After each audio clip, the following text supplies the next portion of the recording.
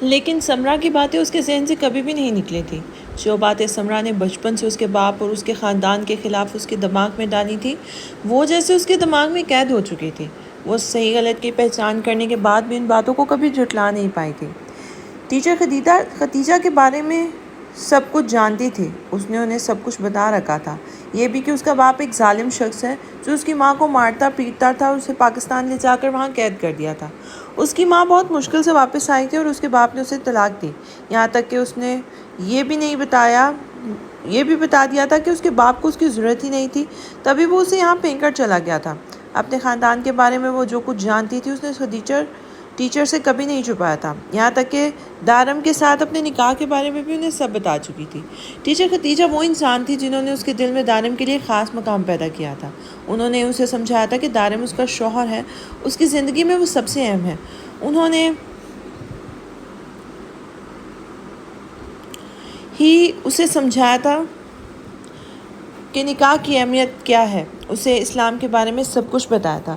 لیکن ٹیچر خدیجہ کے ساتھ ساتھ اس کا ساتھ زیادہ دیر تک نہیں تھا۔ 1.5 سال پہلے وہ ریٹائر ہو گئی تھی اور ریٹائر ہونے کے بعد وہ اس کی پہنچ سے بہت دور جا چکی تھی۔ وہ اپنے شوہر بچوں کے ساتھ اپنی زندگی کی نئی شروعات کر چکی تھی اور اس کا ان سے تعلق صرف فون کی حد تک ہی تھا۔ وہ سمرا کی ہر بات ماننا چاہتی تھی، لیکن ٹیچر خدیجہ کی سکھائی ہوئی باتیں اسے سمرا کی باتوں سے عمل نہیں کرنے دیتی تھی۔ اپنے ہاتھوں پہ کسی کے ہاتھوں کا لمس محسوس کرتے ہوئے اس کی آنکھیں کھل گئی تھیں۔ اس نے حیرت سے اپنے سامنے بیٹھے اس شخص کو دیکھا تھا جو اس کے ہاتھوں میں نہ جانے کیا تلاش کرنے میں مصروف تھا، جبکہ اپنے ہاتھوں پر اس کا لمس محسوس کرتے اس کی دھڑکنیں تیز ہونے لگی تھیں۔ دارم سائیں، آپ یہاں؟ ہاں، میں یہاں پہلی بار نہیں آیا، پہلے بھی آ چکا ہوں۔ تم ہر بار اس طرح گھبرا جاتی ہو جانم سائیں، شوہر ہو تمہارا، کوئی غیر نہیں۔ ثانیہ بہت تعریف کر رہی تھی تمہاری مہندی کی، تو سوچا میں بھی دیکھ کے آتا ہوں۔ ویسے ماننا پڑے گا کافی مہارت سے مہندی لگائی گئی ہے، لیکن میں نے اپنا نام ڈھونڈ لیا۔ وہ ہتھیلی کے بیچ میں موجود خوبصورت ڈیزائن میں چھپے ڈی پر انگلی پھیرتے ہوئے دلکشی سے مسکرایا تھا۔ آپ کا نام نہیں تو تم یہ کیا کہنا چاہتی ہو؟ تم نے میرا نام اپنے ہاتھ پہ نہیں لکھوایا؟ وہ ڈی پر انگلی پھیرتے ہوئے اسے سوال کرنے لگا تھا۔ یہ آپ کا نام نہیں ہے، وہ اپنا ہاتھ چھڑواتے ہوئے کہنے لگی تھی جب دارم اچانک اس کے دونوں ہاتھ تھام کر تکیے سے لگایا اس پر سایہ کر گیا تھا۔ اب کہو، یہ میرا نام نہیں ہے؟ اس کی آنکھوں میں جھانکتے ہوئے جیسے چیلنج کر رہا تھا۔ اس کا چہرہ اس کے چہرے کے بہت قریب تھا۔ دارم کی گرم سلگتی سانس اس کے چہرے کے نقوش کو جھلسا رہی تھی، جبکہ اس کا ننھا سا دل بری طرح کانپ اٹھا تھا۔ دارم سائی اس کی گرم سانس سے اپنے چہرے پر محسوس کرتے ہوئے بے بسی سے بولی تو دارم سائی کے چہرے پر دل فریب مسکراہٹ آ گئی تھی۔ بولو جانم سائی، کیا کہنا چاہتی ہو؟ وہ اس کے کان کے بالکل قریب ہی ہلکی سی سرگوشی نما آلودہ لہجے میں بولا، اس کے کان کی لو کو اپنے لبوں سے چھونے لگا تھا، جس سے درد کے بدن میں سنسناہٹ ہونے لگی تھی۔ اس کے دونوں ہاتھ دارم سائی کی مضبوط فولادی گرفت میں قید ہو چکے تھے۔ وہ چاہ کر بھی اپنے ہاتھ اس کے ہاتھوں سے آزاد نہیں کروا پا رہی تھی۔ دارم سائی کی غربت اسے پاگل کر رہی تھی، جبکہ وہ اپنے من مانیوں پر اترا کان کی لو سے گال کا سفر اپنے لبوں سے طے کر چکا تھا۔ اس کا معصوم سا دل بری طرح کانپ رہا تھا۔ دارم کے ارادے بہت خطرناک لگ رہے تھے۔ وہ چاہ کر بھی کچھ بول نہیں پا رہی تھی، ہر بار کی طرح اس کی پناہوں میں آنے کے بعد اسے کچھ بولنے اور سمجھنے سے قاصر تھی۔ اسے ڈر تھا کہیں ثانیہ نہ آ جائے۔ اس نے کہا تھا وہ اپنی سہیلیوں کو رخصت کرنے کے بعد آج رات اس کے کمرے میں ہی رہے گی، جس پر اس نے کوئی اعتراض بھی نہیں کیا تھا۔ دارم سائی پلیز، اس کے لبوں کو اپنے گالوں سے مزید اپنے لبوں کی طرف محسوس کرتے ہوئے وہ بے ساختہ اسے پکار بیٹھی تھی۔ شاید آج وہ ساری دیواریں گرانے کا ارادہ رکھتا تھا۔ ہاں بولو جانم سائی، بولو، تم کیا کہنا چاہتی ہو؟ میں سن رہا ہوں، بلکہ تمہیں ہی تو سننے کے لیے آیا ہوں۔ میں تمہیں سننا چاہتا ہوں۔ تمہاری سانسوں کا رقص مدہوش کر دیتا ہے، تمہاری غربت بہکاتی ہے مجھے، میرا یہ دل تمہاری مہکتی سانسوں پر باغی ہو جاتا ہے۔ تمہارے الفاظ سے، تمہاری خوشبو سے مجھے مدہوش کر دیتی ہے۔ تمہاری زبان سے زیادہ شور تو یہ سانسیں مچاتی ہیں۔ تم یہاں کہیں میرے قتل کے ارادے سے تو نہیں آئے ہو؟ وہ اس کے چہرے کے ہر نقش پر اپنے دہکتے لبوں سے مہر لگاتا، اپنے جذبات اس کے نازک جان پر لٹاتا، اس کے لبوں کو اپنے لبوں میں قید کر گیا تھا۔ اس کی شدتوں کی آگ سہتی وہ نہ ڈھال سی ہونے لگی تھی۔ اس کے ہاتھ اب بھی اس کی سخت گرفت میں موجود تھے۔ سانسوں کی قید کا دورانیہ بڑھنے لگا تھا۔ اس کی معصوم جان خطرے میں آ چکی تھی۔ اپنے ہاتھوں کا استعمال وہ نہیں کر پا رہی تھی۔ اسے اپنی جان جاتی محسوس ہونے لگی تھی۔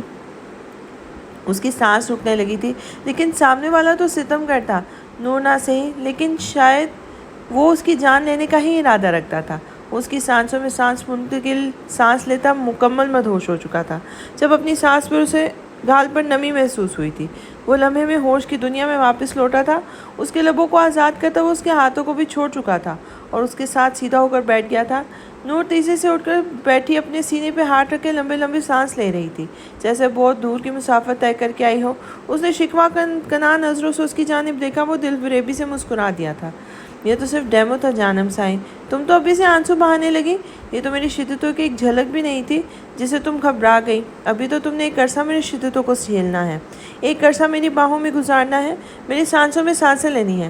یہ آنسو صاف کر کے آنا پرسوں، کیونکہ پرسوں کی رات صرف میری چلے گی تم پر، اور تمہاری روح پر بھی، تمہاری سانسوں پر بھی۔ پرسوں سے تم پر صرف دانم سائی کا حق ہوگا۔ اب میں چلتا ہوں، میں صرف مہندی دیکھنے آیا تھا، لیکن تم نے پھر بہکا دیا۔ اس نے سارا الزام اس پر دے کر اپنا کرتا ٹھیک کیا اور باہر کی جانب قدم اٹھا دیے تھے۔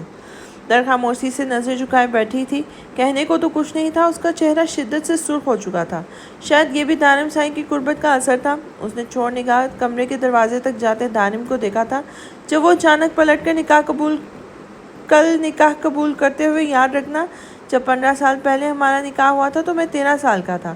وہ دن میری یادداشت میں محفوظ ہے۔ یہ نکاح صرف اس لیے کر رہا ہوں کیونکہ تب تم بچی تھی اور تمہارے بابا سائی کو لگتا تھا کہ شاید تمہیں وہ دن یاد نہیں رہا ہوگا، لیکن مجھے پتا ہے کہ تم کچھ بھی نہیں بھولی ہو۔ اس بات پر اس نے نکاح اٹھا کر اسے دیکھا تھا۔ اس کے چہرے پر دلکش مسکراہٹ تھی۔ اسے کیسے پتا تھا کہ نور کو وہ دن یاد ہے؟ تو کیا وہ اس دن کا حال بھی جانتا تھا؟ اس کے اندر کا چور سر اٹھا رہا تھا۔ اس کی مسکراہٹ پر اس نے فوراً سر جھکا لیا تھا۔ یہ انسان اس کی سوچوں سے آگے تھا۔ ہاں جانم سائی، میں تمہاری ہر بات کو جانتا ہوں، تمہارے دل میں کیا چل رہا ہے میں جانتا ہوں۔ تم بچپن میں میرے بارے میں کیا سوچتی تھی، تمہاری ہر سوچ کو تمہاری آنکھوں سے پڑھا ہے میں نے۔ اپنے لہجے میں، اپنے انداز سے تم دوسروں کو بیوقوف بنا سکتی ہو، دانم شاہ کو نہیں۔ یہ جھوٹ ہے، میں آپ سے محبت نہیں کرتی۔ وہ چلا اٹھی تھی، جبکہ اس کے چلانے پر دانم شاہ کا خوبصورت کہکہا پورے کمرے میں گونجا تھا، اور اس کے کہے پر نور نے بے ساختہ اپنے لبوں پر ہاتھ رکھا تھا۔ وہ کیا بول گئی اسے خود بھی سمجھ نہیں آیا تھا۔ ہاں ہاں ہاں جانم سائی، میں نے تو محبت کا نام بھی نہیں لیا، میں تو نکاح کی بات کر رہا ہوں۔ میں تو بس یہ بتا رہا ہوں کہ تمہارے بابا سائی کی خواہش پر یہ نکاح دوبارہ ہو رہا ہے۔ وہ چاہتے ہیں کہ نکاح دوبارہ ہو۔ میں نے تو انہیں بتایا بھی تھا کہ دوبارہ نکاح بھی نہ بھی ہو تو بھی ہم دونوں کو کوئی مسئلہ نہیں ہے، لیکن ان کی خواہش تھی، وہ تمہیں دلہن کے روپ میں دیکھنا چاہتے تھے، اور ان کی خواہش تو پوری کرنی پڑے گی نا۔ اب سو جاؤ، بہت وقت ہو گیا ہے، پھر شاید تمہیں میرے خواب دیکھنے ہوں گے۔ وہ دلکشی سے مسکراتا کمرے سے نکل گیا تھا، جبکہ اس کے جاتے ہی وہ نور پھوٹ پھوٹ کر رونے لگی تھی۔ انجانے میں وہ کس طرح اس کے جذبات سے آگاہ ہو گیا تھا، اتنی آسانی سے وہ اس کا راز جان گیا تھا۔ اس کے دعوے، مقصد سب دھرے کے دھرے رہ گئے تھے۔ اس نے کیسے اتنی آسانی سے اپنا راز اس کے ہاتھوں میں دے دیا؟ لیکن نہیں، وہ اسے غلط ثابت کر دے گی۔ وہ اسے بتائے گی کہ وہ اس سے محبت نہیں کرتی۔ یہ بات جو وہ خود آئینے کے سامنے اپنے آپ سے نہیں کہہ سکتی تھی، وہ آج دانم شاہ کے منہ پر کہہ گئی تھی۔ کتنی آسانی سے اس نے اپنی کمزوری دانم شاہ کے ہاتھوں میں پکڑا دی۔ لیکن نہیں، وہ اس چیز کو اپنی کمزوری نہیں بننے دے گی۔ وہ دانم شاہ پر ثابت کرے گی کہ وہ اس سے محبت نہیں کرتی، وہ اس کی زندگی میں کوئی اہمیت نہیں رکھتا۔ وہ یہاں صرف اور صرف جائیداد کے لیے آئی تھی۔ اس نے ایک بار پھر سے اپنے آپ کو اس بات پر قائم رہنے کے لیے مجبور کیا تھا۔ یہاں آپ رات کے تقریباً 11:30 بجے دلہن کے کمرے میں کیا کرنے گئے تھے؟ وہ ڈر کے روم سے نکلا ہی تھا کہ اچانک ہی سائی نے اسے پکڑ لیا تھا۔ میری منکوہا کی طبیعت ٹھیک نہیں ہے، میں اسے پوچھنے گیا تھا۔ اب کیسی طبیعت ہے؟ وہ آگے کو قدم بڑھاتا اس پر جتا بھی گیا تھا کہ وہ دلہن سے کیا تعلق رکھتا ہے۔ ساحر اس کی بات سنتا اس کے پیچھے پیچھے آنے لگا تھا۔ لیکن مجھے تو لگتا ہے آپ اس کی طبیعت خراب کرنے کے لیے ہی آئے ہوں گے، ساحر نے شرارت بڑے بھرپور لہجے میں کہا تھا۔ اگر میں نے طبیعت خراب بھی کی ہے تو ٹھیک بھی خود ہی کر لوں گا، تمہیں پیچھے پڑنے کی ضرورت نہیں ہے۔ اس کے کندھے پر مصنوعی دھول اڑاتے ہوئے بولا تھا۔ یہ زیادتی ہے دانم سائی، اس گاؤں کے لوگ آپ کو بہت شریف سمجھتے ہیں۔ آدھی رات کو ایک مہندی کی دلہن کے کمرے میں، ہائے اللہ، اگر یہ بات کسی کو پتہ چل جائے تو آپ کی عزت کا تو کباڑا نکل جائے گا نا۔ اب بھی باز نہیں آیا تھا۔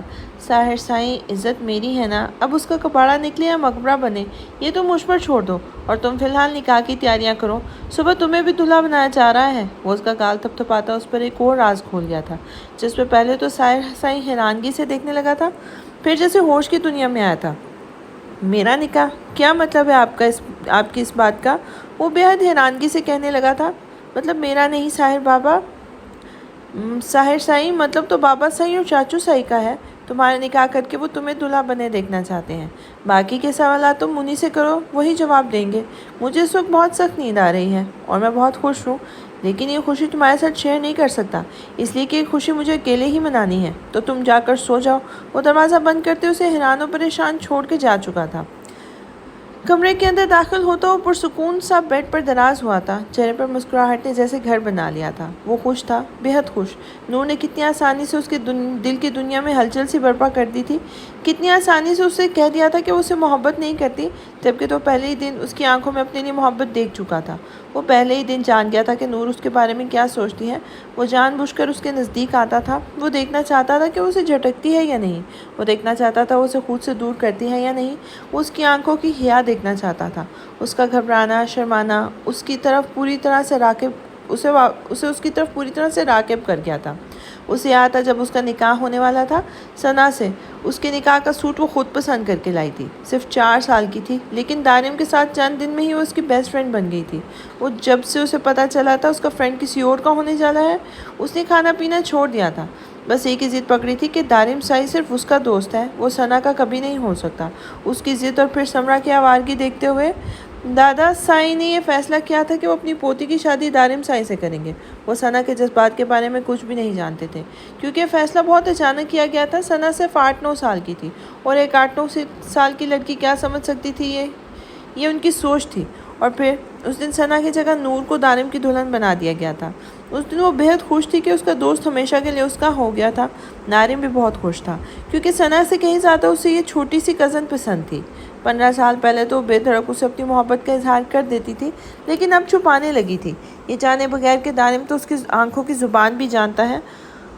اس کی آنکھوں میں پہلے دن ہی اپنے لیے جذبات دیکھ چکا تھا۔ اس نے پہلے ہی دن محسوس کر لیا تھا کہ وہ اسے ملنے کے لیے بے قرار تھی، لیکن اب وہ اسے اپنی محبت کا اقرار نہیں کرنا چاہتی تھی، بلکہ وہ تو ظاہر کرنے کی کوشش کر رہی تھی کہ وہ اس کے ساتھ کسی بھی قسم کا کوئی تعلق نہیں رکھنا چاہتی، بلکہ وہ تو اسے طلاق لینے کے لیے یہاں آئی تھی۔ لیکن پھر بھی اس سے اپنے دل کی بات چھپا نہیں پائی تھی۔ وہ سمجھ ہی نہیں پائی تھی کہ کب دارم شاہ اس کے دماغ سے کھیل کر اس کے دل کی بات اس کے لبوں پر لے آیا تھا، اور اب وہ بالکل پرسکون تھا۔ دارم سے بات کر کے وہ کافی حیران تھا۔ کیا سچ میں کل اس کا نکاح ہونے والا تھا؟ بابا سائی نے تو اس بارے میں کوئی بات نہیں کی تھی۔ کیا زاوش جانتی تھی؟ شاید بابا سائی نے اسے اسی لیے اپنے کمرے میں بلا رہے تھے، لیکن یوں اچانک اتنی جلدی یہ سب کیسے ہو سکتا ہے؟ یہ تو اس نے بالکل بھی نہیں سوچا تھا۔ اسے زاوش سے بات کرنی تھی کہ وہ کیا جانتی ہے کہ کل اس کے ساتھ اس کا نکاح ہونے والا ہے، یا پھر ابھی بھی اسے کچھ نہیں پتا۔ یہ سوچ آتے اس سب سے پہلے زاوش کے کمرے کی جانب گیا تھا۔ اس کے کمرے کا دروازہ کھلا تھا، اور سب سے حیران کرنے والی بات یہ تھی کہ تائی اماں سائی اس وقت اس کے کمرے میں موجود تھی، اور کمرے کے اندر سے آوازیں بھی آ رہی تھیں۔ فی الحال اس نے کمرے کے اندر جانا مناسب نہیں سمجھا تھا، لیکن تائی اماں سائی کی بات نے اسے وہیں رکنے پر مجبور کر دیا تھا۔ نہیں اماں سائی، میں ساحر سائی سے شادی نہیں کر سکتی، چاہے کچھ بھی کیوں نہ ہو جائے۔ میں کبھی بھی ساحر شاہ سے شادی نہیں کروں گی۔ وہ تو ایک نشئی ہے، رات گئے سگریٹ اپنے لبوں میں دبا کے رکھتے ہیں، اور آپ کیا چاہتی ہیں کہ ایسے انسان کے ساتھ میں ساری زندگی گزاروں؟ بالکل بھی نہیں۔ میں کسی لولے لنگڑے سے شادی کر لوں گی، لیکن ساحر شاہ سے کبھی بھی میرا نکاح نہیں ہوگا۔ میں مر کے بھی کبھی ساحر شاہ کی دلہن نہیں بنوں گی، یاد رکھیے گا۔ وہ کھلے الفاظ میں اپنے جذبات کا اظہار کر رہی تھی، جبکہ دروازے کے باہر کھڑا ساحر سائی اپنی مٹھی بھینچتا سختی سے اپنے ساتھ والی دیوار پر مار گیا تھا۔ اس کے ماتھے کی رگیں واضح ہو گئی تھی، غصے سے اس کی آنکھیں بہت زیادہ سرخ ہو گئی تھی۔ اس کا بس نہیں چل رہا تھا کہ اندر جا کے اس لڑکی کی زبان کھینچ لے جو ضرورت سے زیادہ چل رہی تھی۔ اب تو میری شادی تم سے ہی ہوگی زاوش بیوی، وہ اب تمہیں ساری زندگی اس نشئی کے ساتھ ہی رہنا پڑے گا۔ وہ غصے سے کہتا ہوا وہیں سے پلٹ گیا تھا۔ ایک جنگ اس کے دماغ میں چھڑ چکی تھی، جبکہ دوسری جنگ اس کے کمرے کے اندر اب تک جاری تھی۔ آواز کم رکھو لڑکی، خبردار جو اب کوئی بھی بکواس کی تو، اور تم ہوتی کون ہو یہ فیصلہ کرنے والی کہ تمہاری شادی کس کے ساتھ ہوگی اور کس کے ساتھ نہیں؟ یہ فیصلہ کرنے کے لیے تمہارے ماں باپ ابھی زندہ ہیں، اور تمہاری شادی ساحر شاہ سے ہی ہوگی۔ یہ فیصلہ تمہارے بابا سائی نے کیا ہے، اور اگر ان کے فیصلے کے خلاف جا کر تم نے ان سے بغاوت کی تو تم جانتی ہو تمہارے ساتھ کیا ہوگا۔ لولا لنگڑا کہنا بہت آسان ہے، ایسے انسان کے ساتھ زندگی گزارنا ناممکن ہے۔ اور جس طرح ساحر شاہ کو نشئی کہہ رہی ہو نا، یاد رکھنا نشئی صرف سگریٹ نہیں پیتے، بلکہ حد پار کر جاتے ہیں۔ اپنا نشہ پورا کرنے کے لیے وہ سگریٹ پیتا ہے، اس کے علاوہ ایک برائی कोई एक बुराई जो तुम उसमें ढूंढ कर निकाल दो। वो सिगरेट पीता है हमारी लापरवाही की वजह से। जब से उसकी माँ उसे छोड़ कर गई तो हमारा फ़र्ज़ बनता था कि हम माँ बनकर उसका ख्याल रखें, उससे सही और गलत की पहचान बताएं, लेकिन हम सिर्फ उसकी ताई और चची ही बनी रही। हमने कभी उसकी माँ बनने की कोशिश नहीं की। अगर वो किसी गलत रास्ते पर गया है तो उसके कसूरवार हम हैं, वो नहीं। और अगर तुम्हें साहिर शाह से शादी से इनकार है तो ये बात खुद जाकर अपने बाप के कानों में डाल देना, फिर आगे फैसला करेंगे कि तुम्हारी शादी किसी लूले रंगड़े से करनी है या फिर साहिर शाह जैसे काबिल इंसान से। वो बेहद गुस्से से कहती कमरे से बाहर निकल गई थी, जबकि जाविश अब सर पकड़कर वही बेड पर बैठ गई थी। अब कोई हल नहीं था, वो जाकर भी कुछ नहीं कर सकती थी। बाबा साईं के सामने आवाज़ उठाना उसके बस से बिल्कुल बाहर था।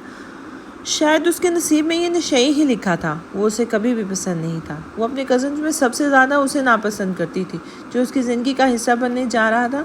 वो ऐसा क्या करे कि उसकी शादी से इनकार हो जाए। मुझे साहिर शाह से बात करनी होगी, वो खुद ही शादी से इनकार कर दें। हाँ, अगर मैं उनको बता दूंगी कि मैं उनसे शादी नहीं करना चाहती तो वो खुद ही इनकार कर देंगे। वो सोचते हुए उठ खड़ी हुई थी। अब उसका सहारा साहिर ही था। सानिया मेरी जान, तुम यहाँ क्या करी हो? तुम तो आज नूर के साथ उसके कमरे में सोने वाली थी। जर्निश फ्रेश होकर आई तो सानिया को अपने बेड पे लेटे हुए पाया था। हाँ, मैं तो वहीं जा रही थी सोने के लिए, लेकिन मुझे दारिम साईं ने कहा कि तुम आज की रात जर्निश अदी के साथ सो जाओ। मुझे चॉकलेट भी दी उसने हाथ में मौजूद चॉकलेट दिखाते हुए कहा तो जर्निश मुस्कुरा दी थी। क्या बात है, ये तो बहुत अच्छी खबर सुनाई तुमने। आज तुम और जाविश एक साथ सोएंगे, बहुत मज़ा आएगा। वो उसके करीब लेटे हुए बोली तो सानिया फ़ौरन उसके गले से लग गई थी। कितने मज़े की बात है ना आदि, शादी के बाद तो लड़कियां हमेशा हमेशा के लिए घर छोड़कर जाती हैं, लेकिन आप कभी कहीं नहीं जाओगी और ना ही नूर अदी कभी जाएंगी, और जाविश अदी भी हमेशा हमारे पास ही रहेंगी। हम लोग कभी अलग नहीं होंगे। वो बेहद खुशी से बोल रही थी, जबकि जर्निश भी इस बात पर खुश थी कि उसे अपना घर छोड़कर कभी नहीं जाना पड़ेगा। वो हमेशा अपना घर अपने माँ बाप के साथ ही रहेगी। सनान को वो हमेशा से जानती थी, उसके सामने ही तो था कितने सालों से। उसकी पसंद नापसंद हर चीज़ को वो अच्छे तरीके से समझती थी। वो यकीनन वो भी उसको इसी तरह समझता था। इन दोनों के बीच कभी भी किसी की तरफ का भी कोई तकल्लुफ़ नहीं रहा था। वो हमेशा से मस्ती मजाक करने वाला सबका फेवरेट इंसान था। हर किसी की प्रॉब्लम को समझ आता था और हल भी कर देता था। घर में जब भी कोई मसला होता था वो सबसे पहले सनान ही के पास जाते थे, क्योंकि साहिर और दारिम के मुकाबले में सनान बात को बहुत जल्द समझ जाता था और वो बेवजह गुस्सा नहीं होता था। बहुत ठंडे दिमाग का मालिक था, बहुत कम गुस्सा करता था। वो सोच समझ कर फैसला करता था। वो नरम दिल का मालिक, हर किसी से मोहब्बत करने वाला इंसान था। शायद यही वजह थी कि जब गांव का सरदार बनाने का फैसला किया गया तो सनान का नाम सिर्फ इसीलिए शामिल नहीं हुआ था क्योंकि वो बहुत नरम दिल इंसान था। वो एक नरम दिल इंसान सख्त फैसले करने में हमेशा हिचकिचाता है। हाँ, लेकिन अपने कपड़ों को लेकर वो हमेशा ही फिक्रमंद रहता था, कहीं उसके कपड़े गंदे ना हों, कहीं इस्त्री ख़राब ना हो। और वो उनकी उन हरकतों पर अक्सर सबके साथ मिलकर जर्निश भी हंसती थी, लेकिन फिर भी आहिस्ता आहिस्ता समझ ही आ गया था कि उसकी तबीयत में नफासत पसंदी है। वो सिर्फ अपने आप को नहीं बल्कि अपने कमरे की हर एक चीज़ को चमका कर रखता था। अगर मुलाजिम ठीक से सफाई ना करते तो वो खुद शुरू हो जाता था। घर के सारे मुलाजिम उसकी आदत से काफ़ी आजिज़ आए हुए थे। अब सनान साईं के लिए कौन उन सब चीज़ों को बार बार चमकाता रहे। जिस दिन उन लोगों के रिश्ते की बात पक्की हुई थी, जरीन चाची का सबसे पहला सवाल यही था, जर्निश बेटा, तो मेरे बेटे की सादत को हैंडल कर लोगी ना? उसकी उस बात पर वो बेसाख्ता मुस्कुरा दी थी। मुश्किल था लेकिन नामुमकिन नहीं। अगर उसकी शादी कहीं और होती भी तो इन सब से बहुत कुछ ज़्यादा ही हैंडल करना पड़ता। इन सब के मुकाबले में सनान की एक आदत कुछ भी नहीं थी। शादी की बातें शुरू होने के बाद से उसने नोट किया था कि सनान की तबीयत में थोड़ी संजीदगी आई थी। उसे लगा शायद वो उससे शादी से खुश नहीं है, लेकिन फिर माइयों वाली शाम सनान के एक मस्ती मजाक पर वो एक बार फिर से मुतमईन हो गई थी। वो गुस्से से पागल हो रहा था। उसका दिल चाह रहा था कि हर चीज़ को तहस नहस कर दे। उसकी हिम्मत कैसे हुई थी साहिर शाह को इनकार करने की? साहिर शाह जिस पे एक दुनिया मरती थी, वो पिदी सी लड़की शादी से इनकार कर रही थी। वो ठीक ही तो कहता था। वो मासूम लोमड़ी कभी भी मासूम नहीं थी। बचपन से लेके अब तक उसने किसी ना किसी तरीके से साहिर शाह को गुस्सा दिलाया था और अब भी वो यही कर रही थी। आज भी उसने यही किया था। साहिर ने बिना किसी इतराज़ के उस मासूम लोमड़ी से शादी करने के लिए हाँ कर दी थी और अब वो इनकार कर रही थी। और इनकार की वजह सिगरेट और उसे नशे कह रही थी। उसे शादी ना करने की वजह तलाश कर रही थी। उसका सिगरेट पीना उसे इतना बुरा लगता था وہ اس وجہ سے اسے شادی نہیں کرنا چاہتی تھی، لیکن ساحر شاہی اب فیصلہ کر چکا تھا۔ اس نے شادی کرنی تھی تو صرف اور صرف زابر سے ہی کرنی تھی۔ اگر وہ آسان الفاظ میں انکار کرتی، کہہ دیتی اس سے شاید آگے جا کر انڈرسٹینڈنگ نہیں ہو سکتی، تو شاید وہ خود اس شادی سے انکار کر دیتا، کہتا تھا کہ ہم دونوں ایک دوسرے سے شادی نہیں کرنا چاہتے، وہ اس کے جذبات کا احترام کرتا ہے، لیکن اس نے شادی نہ کرنے کی وجہ اس کو سگریٹ پینا تھا۔ سگریٹ پینے کی وجہ سے وہ اسے نشئی کہتی تھی۔ شکل سے کتنی معصوم، جیسے دنیا بھر کی معصومیت اسی پر آ کے ختم ہوتی ہے، اور مجھے نشئی کہہ رہی ہے۔ نہیں زاوش بی بی، اس بار تم نے غلط جگہ پنگا لیا ہے۔ میں نشئی ہوں تو تم کیا ہو؟ سارا دن ناولوں میں گھسی رہتی ہو، فلم کے ہر ہیرو سے تمہیں محبت ہو جاتی ہے، اور تمہاری نظر میں نشئی ہوں، اور میں تمہیں بتاؤں گا معصوم لومڑی کہ نشئی کسے کہتے ہیں۔ وہ غصے سے کمرے میں دائیں بائیں گھوم رہا تھا۔ اس کا بس نہیں چل رہا تھا کہ وہ زاوش سے ابھی اسی وقت نکاح کر لے اور پھر اسے بتائے کہ اس کے لفظوں کا کیا مطلب ہے۔ وہ سگریٹ پیتا تھا، حد سے زیادہ پیتا تھا، اور یہ بات وہ خود بھی جانتا تھا، لیکن اس کے لیے نشئی لفظ استعمال کرنا اسے آگ لگا گیا تھا۔ یہ لفظ نشئی اسے کسی گالی سے کم محسوس نہیں ہو رہا تھا۔ میں تمہاری ہر غلطی، ہر حرکت کو بھول کر تم سے شادی کے لیے تیار ہوا تھا، لیکن اب حساب ہوں گے۔ میں تم سے ایک ایک چیز کا حساب لوں گا۔ بہت غلط کیا تم نے زاوش، بہت غلط کیا۔ میرے دل میں اتر کر اتنا مقام بنا کر تمہیں ایسا نہیں کرنا چاہیے تھا۔ اگر تم یہ سب کچھ تب کہتی جب ساحر شاہ کے لیے تم کچھ بھی نہیں تھی، تو میں تمہیں معاف کر دیتا، لیکن اب نہیں۔ میرے دل میں رہ کر تم میرے خلاف بکواس کرو گی تو تمہیں لگتا ہے میں تمہیں معاف کر دوں گا، تو ایسا کبھی نہیں ہوگا۔ وہ اپنی سوچوں میں سگریٹ سلگاتے مسلسل دھواں فضا کی نظر کر رہا تھا جب دروازے پر دستک ہوئی تھی۔ وہ اپنی تمام ہمت جمع کر کے یہاں تک آئی تھی۔ وہ نہیں جانتی تھی کہ ساحر اس کے انکار پر کس طرح سے ریئیکٹ کرے گا۔ وہ کتنی دیر دروازے پر کھڑی رہی، دروازہ بجانے کی ہمت نہیں ہو رہی تھی، لیکن ہمت تو کرنی تھی، آخر اسے شادی سے انکار کرنا تھا۔ وہ فی الحال بے حد مشکل مرحلہ تھا، لیکن اسے یقین تھا کہ اس کے انکار کو وہ سمجھ جائے گا، اور یقیناً وہ خود ہی اسے شادی سے انکار کر دیے گا۔ لیکن وہ اسے کیا وجہ بتائے گی شادی نہ کرنے کی؟ اگر میں نے یہ کہہ دیا کہ میں اس لیے ان سے شادی نہیں کرنا چاہتی کیونکہ وہ سگریٹ پیتے ہیں، تو نہ جانے وہ کیا مطلب نکالیں گے۔ نہیں، یہ نہیں کہوں گی، کچھ اور سوچنا پڑے گا۔ ہاں، یہ کہہ دیتی ہوں کہ میں کسی اور کو پسند کرتی ہوں۔ اپنے پہلے پلان کو فیل ہوتا دیکھ کر اس نے فوراً جلدی سے اس کے دماغ کے گھوڑے پھر سے دہرائے تھے۔ یا اللہ، اگر ایسا کہہ دیا تو وہ مجھے خود ہی اپنے ہاتھوں سے گولی نہ مار ڈالیں۔ یہ بات بابا صحیح تک چلی گئی تو نہیں، توبہ توبہ، بھری جوانی میں مرنا نہیں چاہتی، تو پھر کیا کہوں گی؟ یہ بات تو میری بات کو فوراً سمجھ کر خود ہی شادی سے انکار کر دیں۔ یا اللہ، کچھ تو کریں، میرے دماغ میں کوئی اچھا سا آئیڈیا ڈال دیں۔ اور اوپر آسمان کی جانب دیکھتے اللہ سے دعا مانگتے دروازے پر دستک دے چکی تھی۔ پہلی دستک پر دروازہ نہ کھلا تو اس نے ہمت کر کے دوبارہ دروازہ کھٹکھٹایا تھا، جب اچانک کلک کی آواز کے ساتھ دروازہ کھلا اور وہ سرخ آنکھیں لیے اسے گھور رہا تھا۔ مجھے آپ سے بہت ضروری بات کرنی ہے، کیا میں اندر آ سکتی ہوں؟ وہ ایک نظر اسے دیکھتی عجیب سے کشمکش کا شکار ہو رہی تھی، جب اچانک ہی ساحر نے راستہ چھوڑ دیا تھا اور وہ اندر داخل ہو گئی تھی تو اچانک ہی دروازہ بند ہو گیا تھا۔ مجھے آپ سے بہت ضروری بات کرنی ہے۔ وہ دراصل آپ کو شاید پتہ ہوگا کہ گھر میں میرے اور آپ کے نکاح کی بات چل رہی ہے، اور یہ لوگ سبھی ہمارا نکاح کرنے کی پلاننگ کر رہے ہیں، اور آپ مجھے بالکل بھی پسند نہیں کرتے۔ میں سوچ رہی ہوں کہ کیوں نہ آپ اس شادی سے، میرا مطلب ہے اگر ایک دوسرے کو پسند نہیں کرتے تو شادی کے چکر میں پڑنے کی کیا ضرورت ہے؟ اس لیے آپ سے شادی سے میرے کندھے پر بندوق رکھ کر چلانا بند کرو۔ اگر تمہیں اس شادی سے انکار کرنا ہے تو کر دو، لیکن مجھے اس شادی پر کوئی اعتراض نہیں ہے، بلکہ میں تو خوش ہوں کہ میں تم جیسے لڑکی سے شادی کر رہا ہوں، کیونکہ پائپ کی مار کو بھولا نہیں ہوں میں۔ وہ اسے دیکھتے ہوئے عجیب سے انداز میں مسکرایا تھا۔ کیا مطلب آپ کی اس بات کا؟ وہ حیرانگی سے اسے دیکھنے لگی تھی۔ اسے سچ میں اس کی بات کا مطلب سمجھ نہیں آیا تھا۔ کچھ نہ کچھ گڑبڑ تو ضرور تھی۔ مطلب تو میں تمہیں کل بتاؤں گا نکاح کے بعد، کیونکہ کل جب ہمارا نکاح ہوگا تو ہم دونوں میں ایک گہرا تعلق بن جائے گا، اس کے بعد تمہیں مطلب سمجھانا میرے لیے کافی آسان ہو جائے گا۔ وہ بہت عجیب سے انداز میں کہہ رہا تھا۔ آپ پتہ نہیں کیا کہہ رہے ہیں، میں تو بس یہ کہنے آئی تھی کہ تم مجھ سے شادی نہیں کرنا چاہتی، اور اس کے لیے تم 2 سے 3 وجوہات بھی لائی ہوگی۔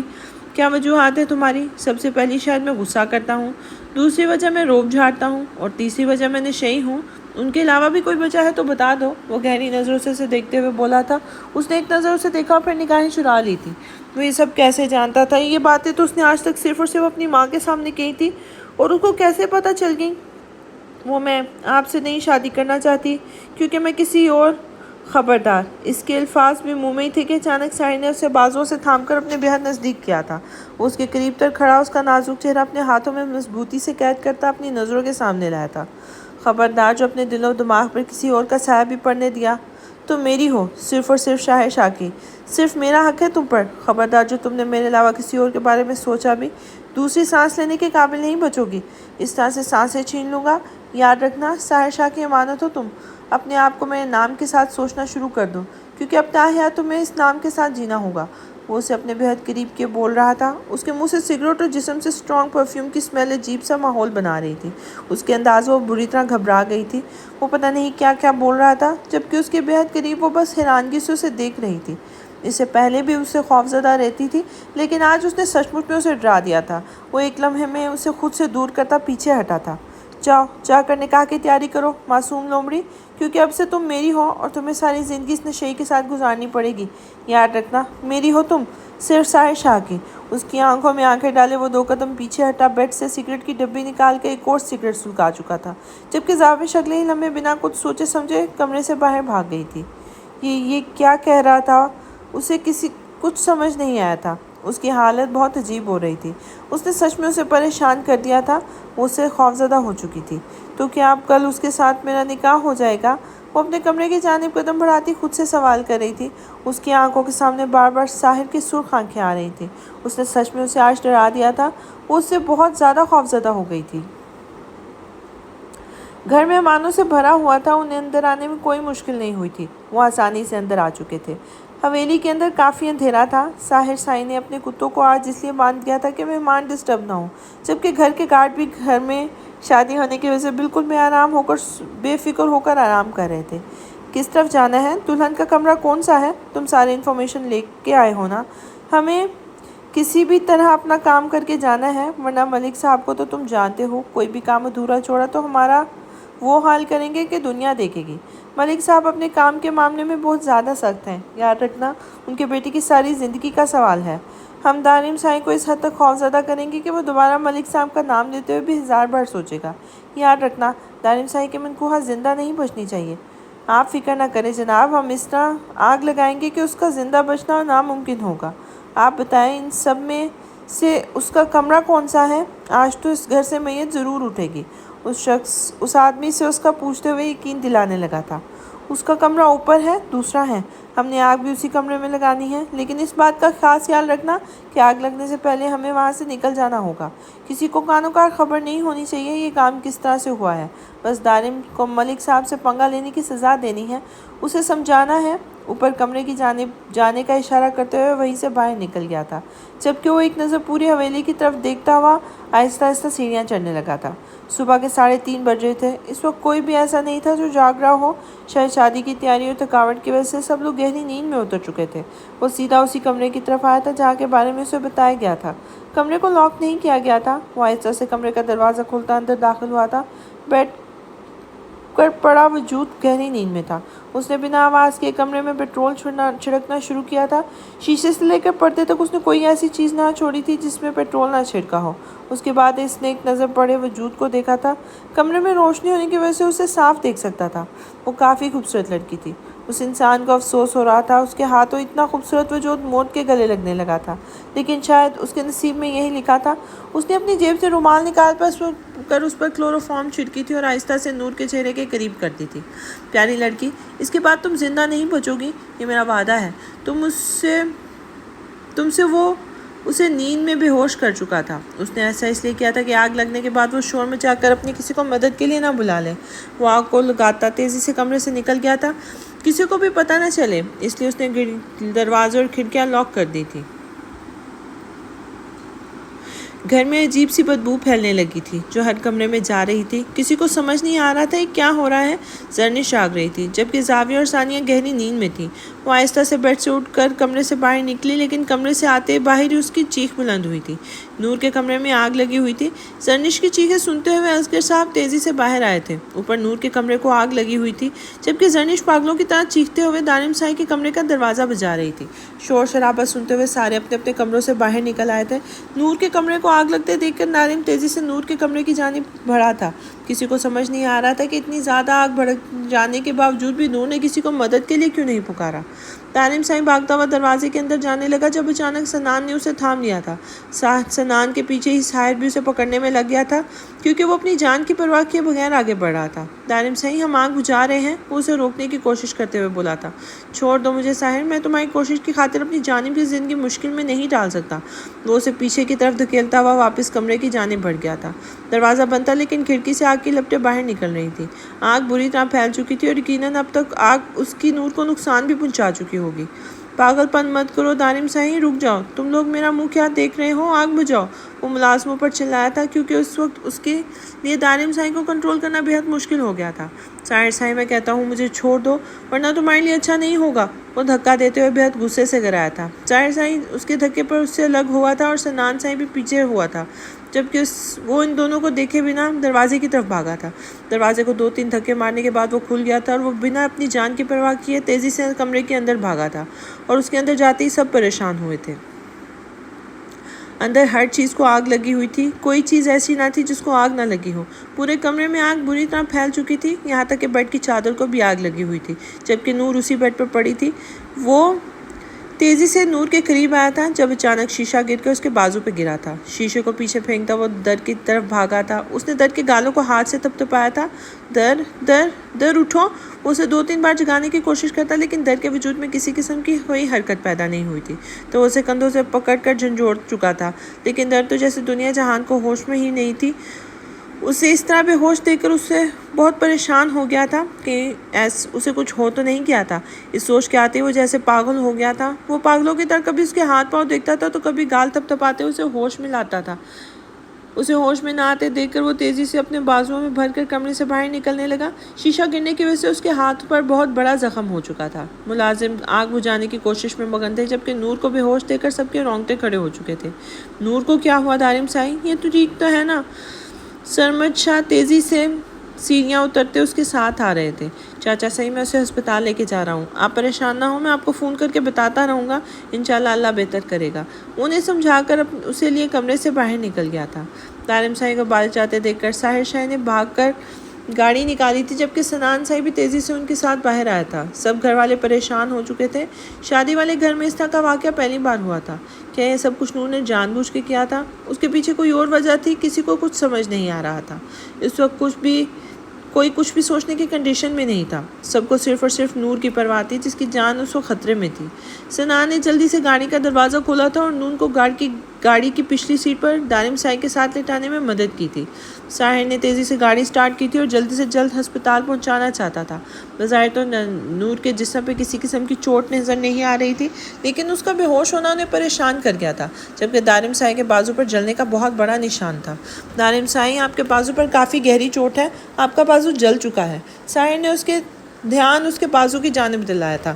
ساحر صاحب میرے بازو کی پرواہ مت کرو، تم جلدی سے ہسپتال پہنچو۔ نور کا سر اپنی گود میں رکھے اسے ہوش میں لانے کی کوشش کر رہا تھا۔ اس وقت اس کی زندگی کی جان خطرے میں تھی۔ وہ اسے کچھ بھی سننا یا سمجھنا نہیں چاہتا تھا۔ تم سچ کہہ رہے ہو، وہ زندہ نہیں بچے گی کہ نہ؟ دیکھو، اگر وہ لڑکی زندہ بچ گئی نا تو مجھے نقصان بہت زیادہ ہوگا، یہ بات یاد رکھنا۔ ملک کو جیسے ہی خبر ملی تھی اس کا آدمی کام کر کے واپس آیا ہے، اس نے سب سے پہلے اسے فون کیا تھا۔ ارے جناب، آپ بھروسہ رکھیں، میں نے آپ کو یقین دلایا تھا نا کہ کچھ گڑبڑ نہیں ہوگی۔ اب تک تو وہ لڑکی سکون کی نیند سو چکی ہوگی۔ میں نے پورے کمرے کو پوری طرح سے آگ لگا دی تھی، اس لڑکی کے زندہ بچنے کی کوئی امید نہیں۔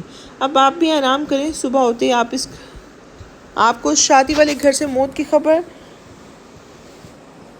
مل جائے گی، اور پھر دارم صاحب کو ان کے نکاح کی مبارکباد دینے کے لیے فون ضرور کیجیے گا، تاکہ اسے پتہ چل جائے کہ اس نے کس سے دشمنی لی ہے۔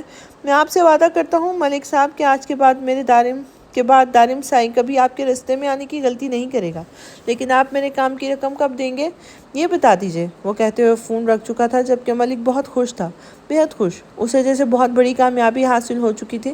اس نے جلدی سے اپنے موبائل سے اس آدمی کو پیسے ٹرانسفر کر دیے تھے۔ آخر اس آدمی نے اس کا بہت بڑا کام کیا تھا، یہ تو اس کا حق تھا۔ تم نے مجھ سے پنگا لے کر مجھ سے دشمنی مول لی ہے دارم سائیں۔ مجھے یقین ہے آئندہ مجھ سے بات کرتے ہوئے تم نظر جھکا کر بات کرو گے۔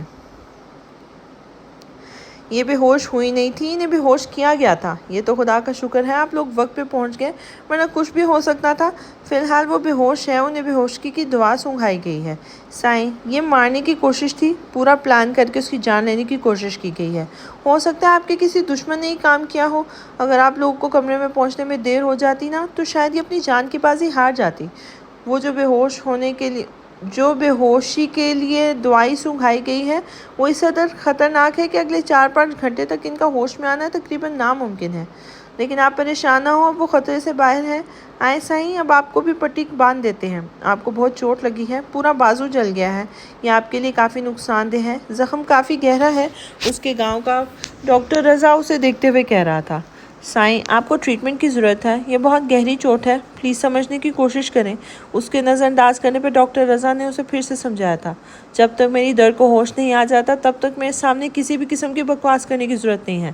ڈاکٹر، جا کے اسے دیکھو، میں ٹھیک ہوں۔ آئی میری بات سمجھ میں؟ مجھے اس وقت کوئی فضول بات نہیں سننی۔ وہ اسے دیکھتے ہوئے غصے سے بولا تو ڈاکٹر نظریں جھکاتا ہوا وہاں سے تیزی سے نکل گیا تھا۔ اپنے گاؤں کے سردار کی سفاکیت کے قصے کہانیاں تو اس نے سن رکھے تھے، وہ کیوں اپنی جان خطرے میں ڈالتا، جبکہ اس کا سائیں خود بھی اسے کچھ سننا نہیں چاہتا تھا۔ سنان سائیں، نور کیسی ہے مجھے بتائیں، گھر میں سب سے زیادہ پریشان ہے۔ سائیں نے تو اپنی طبیعت خراب کر لی ہے، بچیوں نے رو رو کر اپنا حال خراب کر لیا ہے، نہ جانے کس کی نظر لگ گئی ہے ہمارے گھر کی خوشیوں کو۔ مہمان بھی عجیب عجیب طرح کی باتیں کر رہے ہیں، پتہ نہیں وہاں میری بچی کس حال میں ہے۔ تمہارے چاچو سائیں کہہ رہے تھے کہ نکاح کی رسم ملتوی کر دیتے ہیں، جو کچھ ہوا ہے اس کے بعد نکاح کا ہونا تقریباً ناممکن سا ہے۔ ہم نہ فون کان سے لگائے ہوئے بہت پریشانی سے کہہ رہی تھی۔ چاچی سائیں، فکر نہ کرے، اب نور بہت بہتر ہے، وہ بے ہوش ہے اس وقت، مجھے اس سے جیسے ہی ہوش آتا ہے ہم اسے گھر لے آئیں گے، اور نکاح ہرگز ملتوی کرنے کی ہرگز ضرورت نہیں ہے۔ یہ صرف ایک حادثہ تھا اور حادثے زندگی میں ہوتے رہتے ہیں، ہم اپنی زندگی کی خوشیاں ان حادثوں کی نظر تو نہیں کر سکتے۔ آپ بالکل بے فکر ہو کر نکاح کی تیاریاں مکمل کریں، نور کو جیسے ہی ہوش آئے گا ہم اسے گھر لے آئیں گے، وہ پہلے سے بہتر ہے، اس نے سمجھاتے ہوئے کہا تھا۔ نور ایک بار پھر گھر آ جاتی تو ہم سب آرام سے سکون سے ساری رسمیں کرتے، میرے خیال میں ابھی نکاح کی رسم کرنا مناسب نہیں ہے۔ ہمنا چچی نے کچھ سوچتے ہوئے پھر سے کہا تھا۔ چچی، کیوں مناسب نہیں؟ ماشاءاللہ سے نور اب بہت بہتر ہے، اور ہم زندگی میں آنے والے دکھوں اور تکلیفوں کی وجہ سے اپنی خوشیوں سے منہ پھیر لیں گے کیا؟ میں آپ سے کہہ رہا ہوں نا کہ آپ آرام سے نکاح کی تیاریاں کریں، نور کو جیسے ہی ہوش آتا ہے ہم اسے لے کر گھر واپس آ جائیں گے، آپ بالکل بے فکر ہو جائیں، نور پہلے سے بہتر ہے۔ انہیں سمجھاتے ہوئے فون رکھ چکا تھا۔ یقیناً اچانک ہونے والے حادثے نے سب کو پریشان کر دیا تھا، لیکن سوچنے والی بات یہ تھی کہ آخر حرکت کس کی تھی اور کیوں؟ دارم سائیں اس کے قریب ہی بیٹھا ہوا تھا، اس کا ہاتھ دارم کے ہاتھ میں قید تھا، مہندی سے سجے ہاتھوں پر اس کا نام تھا۔ جب آہستہ سے نور نے اپنی آنکھیں کھولی تھی، اپنے آپ کو انجان جگہ دیکھ کر پہلے تو وہ خود پریشان ہو گئی تھی، پھر اپنا ہاتھ دارم کے ہاتھ میں دیکھ کے اسے دوسرا جھٹکا لگا تھا۔ اس نے ذرا سا اٹھنے کی کوشش کی تو دارم اس کے بالکل قریب آ گیا تھا۔ آرام سے بیٹھی رہو، اٹھنے کی ضرورت نہیں ہے، وہ اس کے قریب ہوتا اسے سہارا دینے لگا تھا۔ میں یہاں کیسے؟ کون لایا مجھے اور کیوں؟ وہ حیرانگی سے پوچھنے لگی تھی۔ اسے تو ایسا کچھ بھی نہیں، آج جو اسے ہاسپٹل لایا جاتا تو وہ بالکل ٹھیک تھی۔ تمہیں جان سے مارنے کی کوشش کی گئی ہے، کسی نے تمہاری جان لینے کی کوشش کی ہے، تمہارے پورے کمرے کو آگ لگا دی۔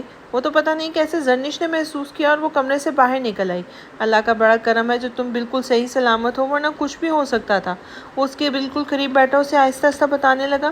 وہ تو خود حیران تھی اس کی باتیں سن کر، مطلب کہ وہ مرنے جا رہی تھی اور اسے خود کوئی خبر نہیں تھی۔ اپنے بارے میں سوچتے ہوئے، اپنی موت کے بارے میں سوچتے ہوئے کافی زیادہ خوفزدہ ہو گئی تھی۔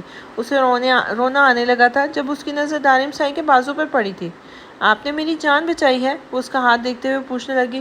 اس نے اندازہ لگایا تھا کہ اس کا زخم دیکھ کے اسے کوئی احسان نہیں کیا تھا، کہ یہ کوئی احسان نہیں کیا، یہ فرض ہے مجھ پر، تمہاری حفاظت کا ذمہ لیا ہے میں نے۔ اس کے آنسو صاف کردہ اسے اپنے ساتھ لگا گیا تھا، جبکہ وہ اس کے سینے سے لگی پھوٹ پھوٹ کر رونے لگی تھی۔ وہ اپنی موت کے اتنے قریب تھی، اگر وہ مر جاتی تو شاید اسے کبھی خبر بھی نہ ہوتی۔ کیا موت اتنی بے خبر کر دیتی ہے؟ اور اگر وہ مر جاتی تو؟ یہ سوچ آتے ہی اسے اور زیادہ رونا آنے لگا تھا۔ اس کے سینے میں منہ چھپائے سسکنے لگی تھی۔ موت کا خوف پوری طرح اس پہ حاوی ہو گیا تھا۔ دارم سائیں آہستہ سے اس کی پیٹھ سے لاتا اسے یقین دلا رہا تھا کہ اسے کچھ نہیں ہونے دے گا، ہمیشہ اس کی حفاظت کرے گا، اس کے ساتھ رہے گا۔ دارم سائیں گھر چلیں پلیز، مجھے یہاں نہیں رہنا، وہ اسے دیکھتے ہوئے بولی تھی۔ دارم سائیں نے آہستہ سے اس کا چہرہ اپنے ہاتھوں سے صاف کیا تھا اور ہاں میں سر ہلایا تھا۔ ہاں واپس چل رہے ہیں، میں ڈاکٹر سے بات کرتا ہوں۔ اسے خود سے الگ کرتا اس کے قریب سے اٹھا تھا جب اس کا فون بجنے لگا تھا۔ اپنے فون پر انجانے نمبر سے کال آتے دیکھ کر وہ کمرے سے باہر نکلتا فون اٹھا چکا تھا۔ کیسے ہو دارم سائیں؟ یقیناً اپنی منکوہا کے جنازے کی تیاریوں میں مصروف ہو گئے۔ دوسری طرف سے ابھرنے والی ملک کی آواز کو بآسانی پہچان گیا تھا، تو یہ حرکت اس آدمی کی تھی۔ دارم سائیں کے ماتھے کی رگیں باہر آنے لگی تھی۔ اگر وہ اس کے سامنے ہوتا تو یقیناً وہ اس کا قتل کر دیتا۔ نہیں، میں اپنی منکوہا کے جنازے کی تیاریاں نہیں کر رہا، مگر تم ضرور اپنے بیٹے کے جنازے کی تیاری مکمل کر لو ملک، کیونکہ اب جیل سے صرف تمہارے بیٹے کی لاش ہی باہر واپس آئے گی۔ فی الحال تو میں اپنے نکاح کی تیاریوں میں مصروف ہوں، لیکن یہ مت سوچنا کہ تمہاری یہ حرکت دارم سائیں معاف کر دے گا۔ اپنے کندھے مضبوط کر لو، بہت جلد تم اپنے کندھوں پر اپنے بیٹے کا جنازہ اٹھاؤ گے۔ میں نے آج تک اپنی کسی لڑائی کو اپنے گھر تک نہیں آنے دیا، ہمیشہ سب کچھ باہر ہی ہینڈل کیا ہے، لیکن آج تم نے مجھے مجبور کر دیا ہے۔ میرے گھر پہ نظر اٹھا کر دیکھنے کی غلطی کر کے تم نے میری نظر میں آ گئے ہو، اور ایک بار جو دارم شاہ کی نظر میں آ جائے اسے معافی مانگنے کا موقع بھی نہیں ملتا۔ یاد رکھنا، اس بار میں کروں گا، تم سہنے کے لیے تیار رہنا۔ وہ غصے سے کہتا ہوا فون بند کر چکا تھا، جبکہ دوسری طرف ملک اس کے انداز سے سچ میں خوفزدہ ہو گیا تھا۔ کیا اس کی منکوہا زندہ تھی؟ کیا اس کا پلان فیل ہو چکا تھا؟ کیا اس کا آدمی اس سے جھوٹ بول رہا تھا؟ لیکن ایسے کیسے ہو سکتا تھا؟ روشنی پھیلتے ہی وہ نور کو گھر واپس لے آئے تھے۔ گھر میں مہمانوں کا جمع ہونا شروع ہو چکا تھا۔ آج نکاح کی رسم ادا ہونی تھی۔ نور کو اندر آتے دیکھ کر سب سے پہلے ہمنا چچی اس کی طرف آئی تھی۔ میرے مولا تعالیٰ لاکھ لاکھ شکر ہے میری بچی صحیح سلامت ہے، وہ اس کا ماتھا چومتے ہوئے اسے اپنے سینے سے لگا چکی تھی۔ نور میری جان، کیسی ہو تم؟ ٹھیک تو ہو نا؟ اللہ تمہیں میری زندگی بھی لگا دے۔ پتہ نہیں کس کی نظر لگ گئی ہے جو اتنے خوبصورت خوشیوں کے ماحول میں ایسا حادثہ پیش آیا، لیکن اللہ پاک کی بڑی مہربانی ہے، اس نے کچھ بھی برا ہونے سے بچا لیا۔ میں آج ہی تمہارا صدقہ دیتی ہوں۔ جب سے پاکستان آئی ہو تم پہ بری نظر کا سایہ ہے، میں اپنی بیٹی کو کسی کی گندی نظر نہیں لگنے دوں گی۔ وہ آہستہ سے اپنے ساتھ لگائے اندر لے آئی تھی، جبکہ ان کی فکر مندی پر نور شرمندہ ہونے لگی تھی۔ سب لوگ باری باری آ کے اسے ملنے لگے تھے، ہر کسی کے لہجے میں اس کے لیے بے پناہ محبت سمٹی ہوئی تھی۔ کتنی پرواہ کرتے تھے یہ لوگ اس کی، کتنی عزیز تھی وہ ان سب کے لیے۔ سمر شاہ کی طبیعت بھی خراب ہو گئی تھی، لیکن اس کے واپس آنے کا سن کر وہ سب سے پہلے اپنے کمرے سے باہر آئے تھے۔ انہیں دیکھتے ہی سارے گلے شکوے بھلا کر وہ ان کے پاس آئی تھی، ان کے سینے سے لگ گئی تھی۔ موت کے ڈر نے شاید اسے باپ کے رشتے کی اہمیت سمجھا دی تھی۔ وہ اتنی خوفزدہ ہو گئی تھی کہ ابھی تک اس کا بدن کانپ رہا تھا۔ بابا سائیں، آج میں مرنے والی تھی، وہ اس کے گلے سے لگتی سسکی تھی۔ نہ بیٹا سائیں، اللہ نہ کرے، ایسی باتیں نہیں کرتے، یہ تو اللہ کی کرم نوازی ہے، تم صحیح سلامت گھر واپس آ گئی ہو۔ یہ صرف ایک حادثہ تھا، اور ایسے حادثوں کو برا وقت سمجھ کر بھول جانا چاہیے۔ بس اپنے آنے والے کل کے بارے میں سوچو، کسی چیز کی پرواہ کرنے کی ضرورت نہیں ہے۔ دارم سائیں ہے نا تمہاری حفاظت کے لیے؟ مجھے فخر ہے کہ میں نے دارم سائیں جیسے انسان کو تمہارا محافظ چنا ہے۔ مجھے یقین ہے کہ تم آنے والی مصیبت کو پہلے دارم سائیں جیسی چٹان کا سامنا کرنا ہوگا۔ اب مجھے یقین ہے کہ اگر میں نہ بھی رہا تب بھی دارم سائیں تمہیں شہزادیوں کی طرح رکھے گا، کیونکہ شہزادے اپنی شہزادی کو شہزادیوں کی طرح ہی رکھتے ہیں۔ مجھے یقین ہے میری بیٹی کو کوئی تکلیف نہیں دے گا۔ مجھے یقین ہے دارم سائیں کے ساتھ تمہاری زندگی بہت اچھی گزرے گی۔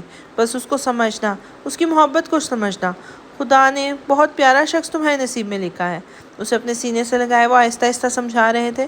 وہ کچھ بھی نہیں بولی تھی، بس ان کے سینے پہ سر رکھے انہیں سن رہی تھی۔ آج ان کا نکاح تھا، نور کا نکاح۔ وہ دن بھولی نہیں تھی، لیکن پھر بھی صرف اس کے ذہنی سکون کے لیے اس کا نکاح دوبارہ کروایا جا رہا تھا۔ ہر کوئی اسے پیار کر رہا تھا، اس کی خیر خیریت دریافت کر رہا تھا۔ سب کی نظروں میں اس کے لیے بے تحاشا محبتیں تھیں، فکر مندی تھی۔ وہ سب کتنی پرواہ کرتے تھے اس کی۔ وہ آج تک ان سے دور تھی، کبھی ان سے مل نہیں پائی تھی، ان کی محبتوں کو دیکھ ہی نہیں پائی تھی۔ کتنے خوبصورت رشتے ہوتے ہیں انسان کے پاس جن سے وہ انجان رہتا ہے۔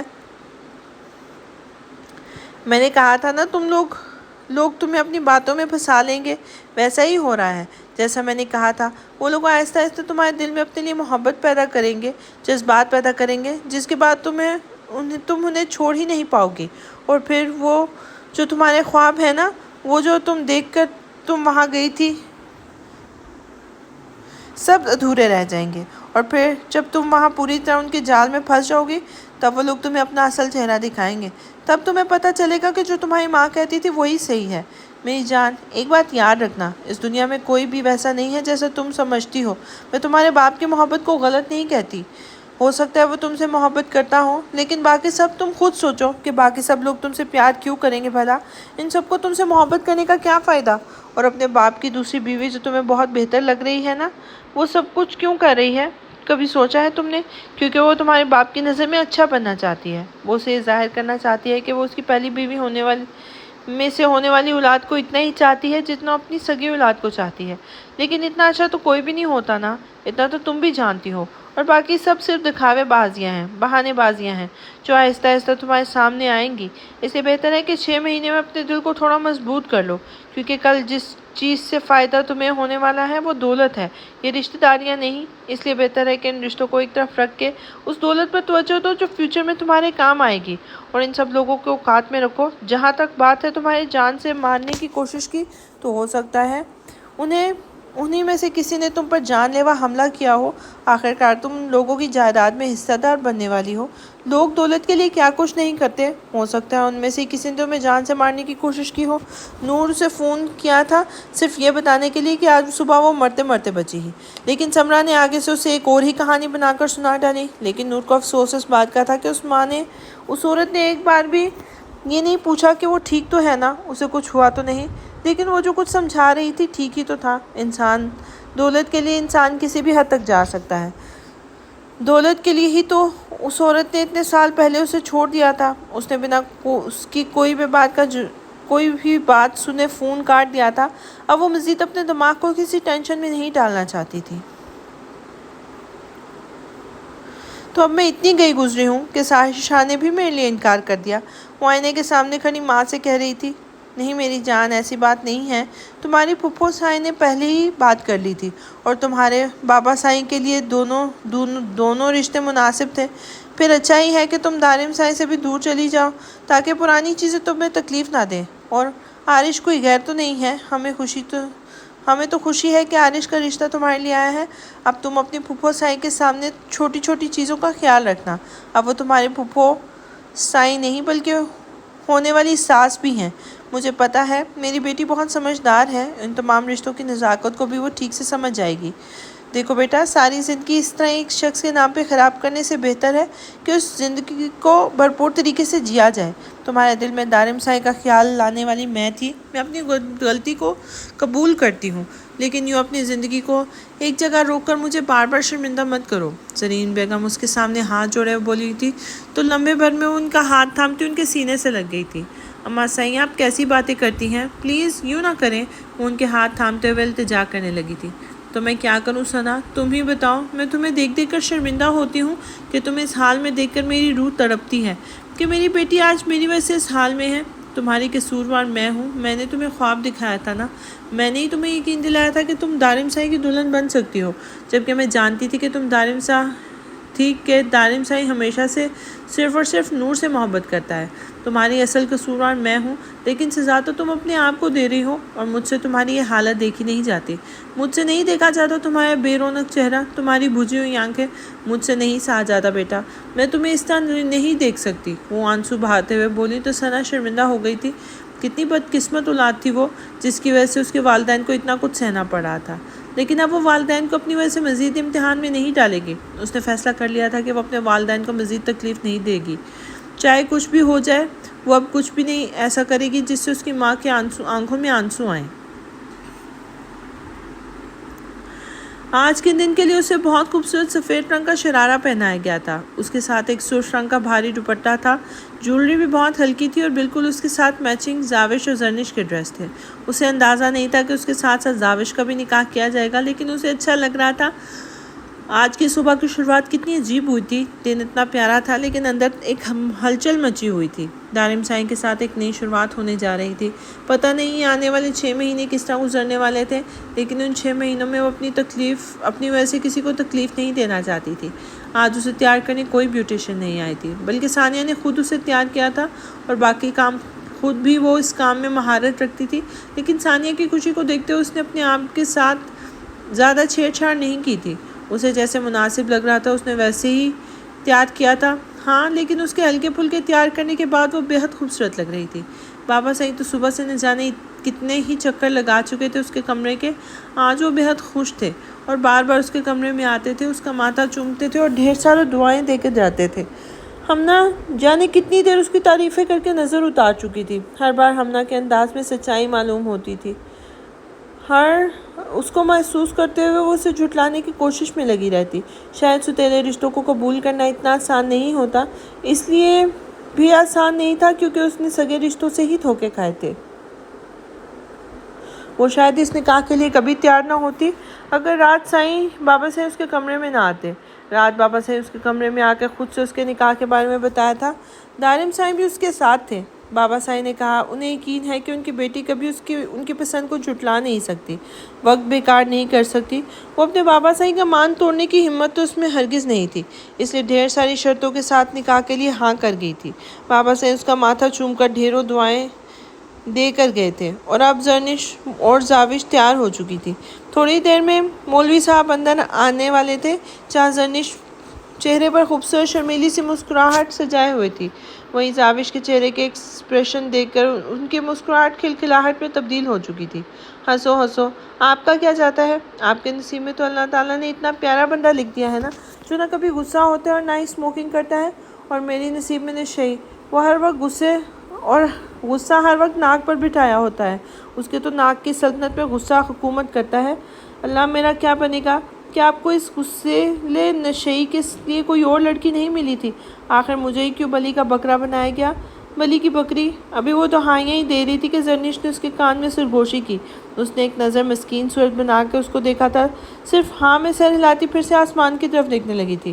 آخر مجھے ہی کیوں بلی کی بکری بنایا گیا؟ ثنا آتی ان کے ساتھ پرفیکٹ لگتی، دونوں کھڑوس ہمیشہ کھڑوس سا منہ بنا کر ایک ساتھ رہتے۔ مجھ معصوم پر کیوں ظلم کیا گیا؟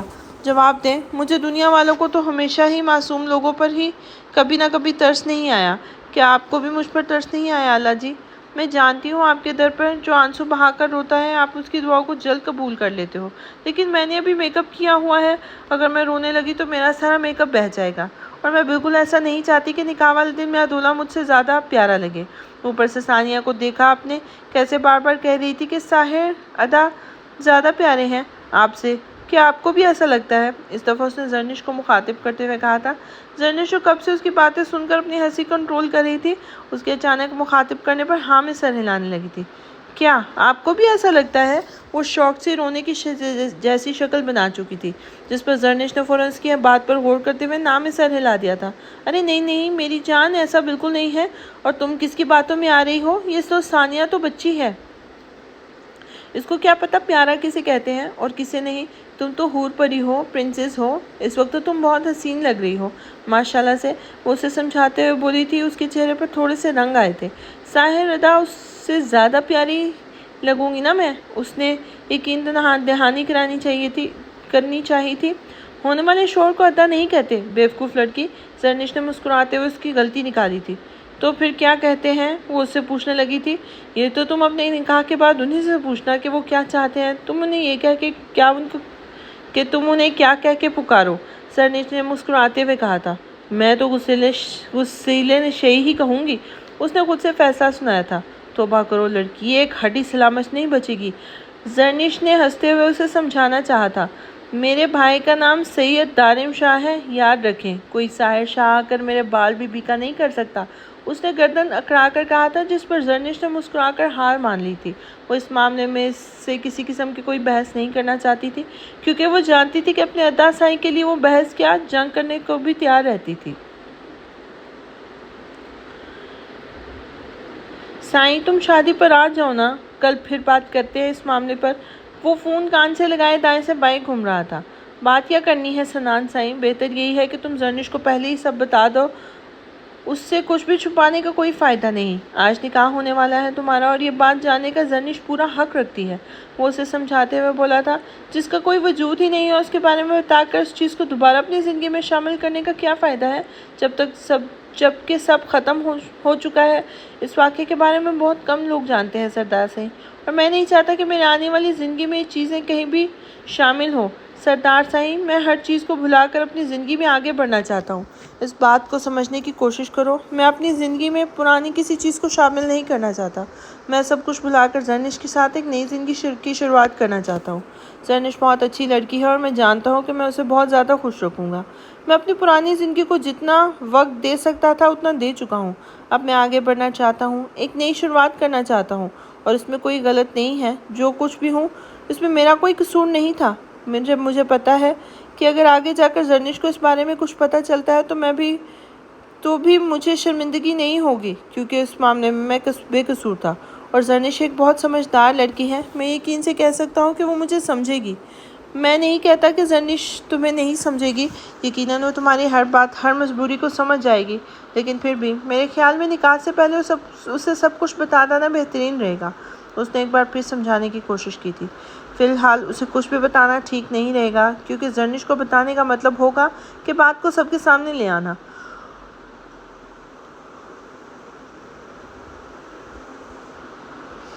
اور اس وقت میں سب لوگوں کے سوالات کا سامنا نہیں کر سکتا۔ باقی تم آ رہے ہو نا کل شادی پر؟ وہ بات ختم کرتے ہوئے بولا تھا۔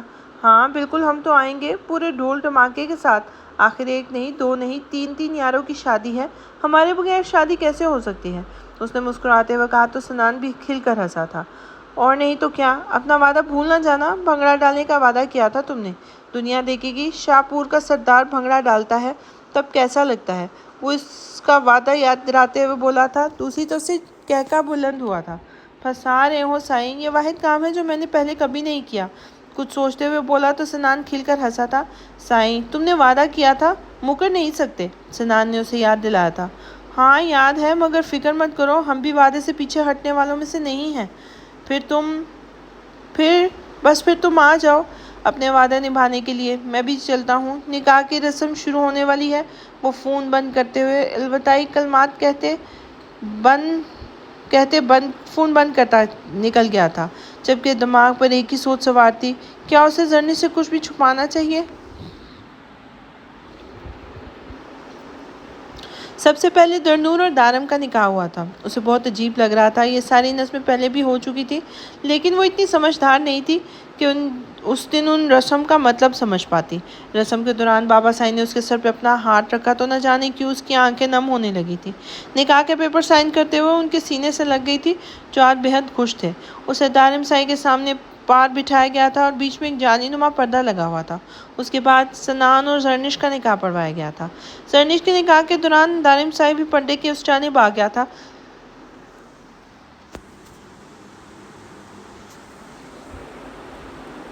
لیکن اس وقت وہ بھائی ہونے کا حق ادا کرنے آیا تھا۔ باقی سارے رسم جتنی ہوئی دھوم دھام سے ہوئی، نکاح اتنی سادگی سے کیا جا رہا تھا۔ سب سے آخر میں زاوش اور ظاہر کی باری آئی تھی۔ ادا سائیں، بابا سائیں، میں نکاح سے پہلے بول رہی ہوں، اگر انہوں نے مجھے گھور کے دیکھا یا مجھے غصہ کیا نا تو میں ان کے ساتھ بالکل بھی نہیں رہنے والی۔ اس نکاح والے ایگریمنٹ پر بھی عمل نہیں کروں گی۔ میں ڈائجسٹ پڑھوں گی اور فلمیں اور ڈرامے بھی دیکھوں گی۔ پہلے بتا دیں سب کچھ، اور یہ بھی بتا دیں کہ ہاں بیٹا سائیں، تمہاری ساری شرطیں منظور ہیں، اسے تم نکاح قبول کرو میرا بچہ۔ دارم سائیں نے اس کے سر پہ ہاتھ پھیرتے ہوئے یقین دلایا تھا، جبکہ اس کی سرگوشی دوسری طرف موجود سب لوگوں کو سنائی دی تھی۔ سب دبی دبی ہنسنے میں مصروف تھے۔